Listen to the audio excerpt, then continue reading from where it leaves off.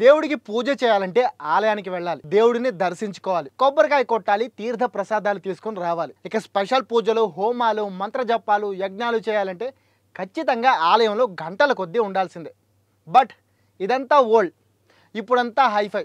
ఇకపై దేవుడి దర్శనం కోసం ఆలయానికి వెళ్ళాల్సిన పని లేదు. హోమాలు, పూజలు, యజ్ఞాలు చేయడానికి కూడా ఇంటి నుంచి కదలాల్సిన పని లేదు. ఎందుకంటే ఇప్పుడంతా ఆన్లైన్లోనే జరిగిపోతుంది.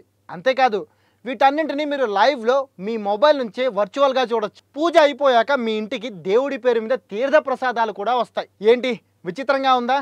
కానీ ఇది నిజం. ప్రస్తుతం ఇది మార్కెట్లో సూపర్ ట్రెండింగ్లో ఉన్న బిజినెస్ ఐడియా. భక్తులకి, భగవంతుడికి అనుసంధానమైనది అంబికా దర్బార్ బత్తి. అవునో కాదో కానీ ఇప్పుడు వచ్చే అప్లికేషన్లు మాత్రం ఖచ్చితంగా భక్తుడికి, భగవంతుడికి వర్చువల్ అనుసంధానంగా మారిపోతున్నాయి. For example, Mandir, my live, Mandir, Utsav, Dham, Devaseva. అబ్బో, ఇలా చెప్పుకుంటూ పోతే ఇంకా చాలానే ఉన్నాయి. ఈ యాప్స్ ఫండా అంతా ఒక్కటే.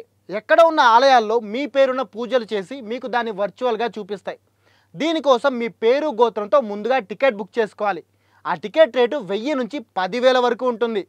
అందులో కూడా సింగిల్గా పూజ చేయాలంటే ఓ రేటు, పార్ట్నర్తో కలిసి పూజ చేయాలంటే ఇంకో రేటు, ఫ్యామిలీతో కలిసి పూజ చేయాలంటే ఓ ప్యాకేజీ, మీ ఫ్యామిలీ, పక్కన ఫ్యామిలీ, ఊళ్ళో వాళ్ళు అందరూ కలిసి పూజ చేసుకోవాలంటే ఇంకో ప్యాకేజీ ఉంటుంది.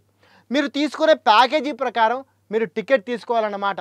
దేవుడిపై అపార నమ్మకం ఉన్నవాళ్ళు ఆలయాలకు వెళ్ళి అక్కడ పూజలు, హోమాలు, యజ్ఞాలు చేస్తే బాధలన్నీ తీరిపోతాయి అని నమ్మేవాళ్ళు, ముఖ్యంగా మినిమం రేంజ్ డబ్బున్న వాళ్ళు, చాలామంది డైలీ లైఫ్లో బాగా బిజీగా ఉండడం వల్ల ఎక్కడెక్కడ ఉన్న ఆలయాలకు వెళ్ళలేక ఇబ్బంది పడుతుంటారు.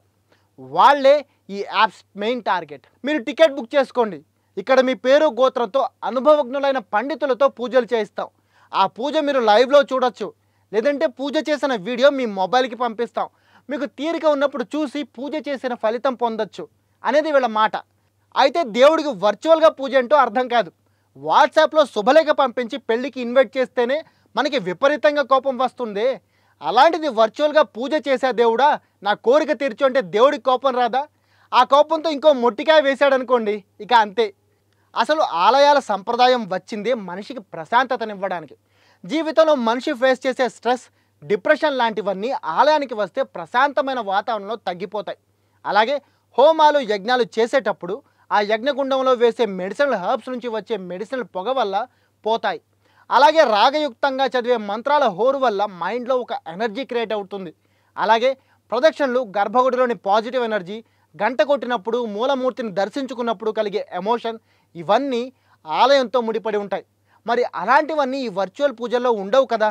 అప్పుడు దీనివల్ల లాభం ఏంటి? సరే, వాళ్ళ బిజినెస్ దెబ్బ కొట్టడం ఎందుకులే, కానీ ఏదేమైనా ఈ రోజుల్లో ఈ తరహా బిజినెస్ 3 పువ్వులు 6 కాయలుగా డెవలప్ అవుతుంది. అయితే ఇందులో కొంత మంచి కూడా లేకపోలేదు. మనం జీవితంలో ఎప్పటికీ వెళ్ళలేమేమో, చూడలేమేమో అనే ఆలయాల్లో కూడా మన పేరుతో పూజలు చేసి అక్కడి ప్రసాదాన్ని, మిగిలిన పూజా సామాగ్రిని మనకి పంపిస్తున్నాయి ఈ యాప్ మేనేజ్మెంట్స్. ఎక్కడో ఉండే ఆలయాలను అక్కడికి వెళ్ళి దర్శించుకోవడం చాలామంది కష్టం కాబట్టి కనీసం ఆ భాగ్యాన్ని ఈ యాప్లు కల్పిస్తున్నాయి. అందులో డౌట్ లేదు. మరి ఈ బిజినెస్పై మీ ఒపీనియన్ ఏంటి? ఇది భక్తుల నమ్మకంతో ఆడుకునే దందా అంటారా, లేక భగవంతుడికి భక్తుని దగ్గర చేసే క్రేజీ ఐడియా అంటారా? మీరేమనుకుంటారో కామెంట్ చేసి చెప్పడం మాత్రం మర్చిపోకండి.